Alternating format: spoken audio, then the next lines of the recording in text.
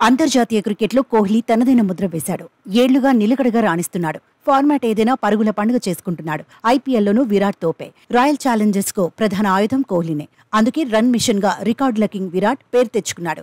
Long career తో అభిమానులను కట్టిపడేస్తున్నాడు. మాజీల నుంచి ప్రశంసలు అందుకుంటున్నాడు. ఈ తరం క్రికెటర్లలో ఎవరు గొప్ప అనే చర్చ వచ్చినప్పుడల్లా విరాట్ పేరు తెరపైకి వస్తూనే ఉంది.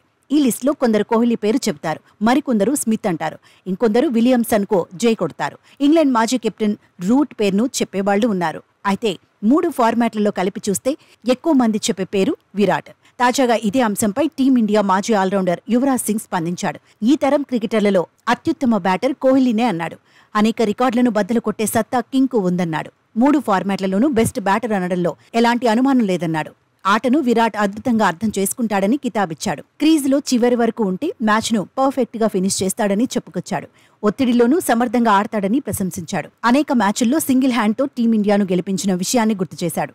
ఎప్పుడు ఎలా ఆడాలో కోహ్లీకి బాగా తెలుసన్నాడు. పరిస్థితులు ప్రతికూలంగా ఉన్నప్పుడు సింగిల్స్ తీస్తాడని చెప్పుకొచ్చాడు. ఏమాత్రం అవకాశం వచ్చినా భారీ షాట్లు కొట్టేందుకు ప్రయత్నిస్తాడన్నాడు. క్రీజులో సెటిల్ అయితే కోహ్లీని ఆపడం కష్టమన్నాడు. నెట్స్లోనూ తీవ్రంగా శ్రమిస్తాడన్నాడు. అందుకే ఏళ్లుగా నిలకడగా రాణించగలుగుతున్నాడని ప్రశంసించాడు. ఐపీఎల్లోనూ దూకుడు మీదున్నాడన్నాడు. 17 సీజన్లో 500కు పైగా పరుగులు చేయడం అంటే మాటలు కాదన్నాడు. టీ20 వరల్డ్ కప్ లోనూ టీమిండియాకు కీలకమవుతాడని అభిప్రాయపడ్డాడు.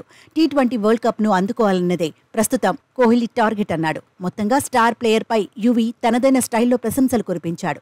నిజానికి విరాట్ ఎప్పుడూ పరుగులు సాధిస్తూనే ఉన్నాడు. మధ్యలో 2-3 ఏళ్లు బిగ్ స్కోర్లు కొట్టకపోయినా 2022లో ఆసియా కప్తో టచ్లోకి వచ్చాడు.